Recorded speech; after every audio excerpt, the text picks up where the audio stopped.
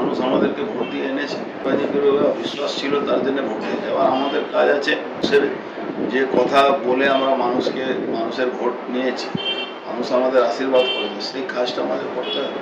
কথা কম, কাজ বেশি। পড়া কেন, পুরো বাংলায় একই অবস্থা আছে। মানুষের আশীর্বাদ ছাড়া তো সরকার আসতো না। মানুষের আশীর্বাদ, মোদিজির উপরে বিশ্বাস, মোদিজি কাজের উপরে বিশ্বাস, তাই মানুষ এ করেছে। কতদিন যে জিতেছিল তৃণমূল তার ইভিএম কারসাজি করেছে, কারসাজির প্রমাণ করে দিন। মাঝি হজম করতে পারছে না। কেন হজম করতে পারছে না? কোটি কোটি টাকা রোজ চুরি করতে বাংলার সাধারণ মানুষের পয়সা, তার জন্য ওনার এই সমস্যাটা হচ্ছে। ওনাকে হার মেনে সন্ন্যাস নিয়ে নেওয়া দরকার আছে।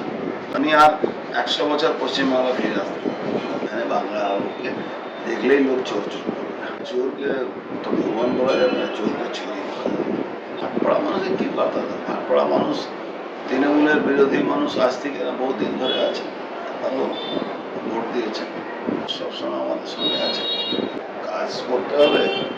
সরকার এখন তো টোটাল চুরি করেছে, ইলেকশনের সময় হাজার হাজার কোটি টাকা চুরি করেছে পৌরসভার মাধ্যমে, জেলা পরিষদের মাধ্যমে। ওদিকে নারায়ণ গোস্বামী বসে আছে, এদিকে কবি হাকিম বসে আছে।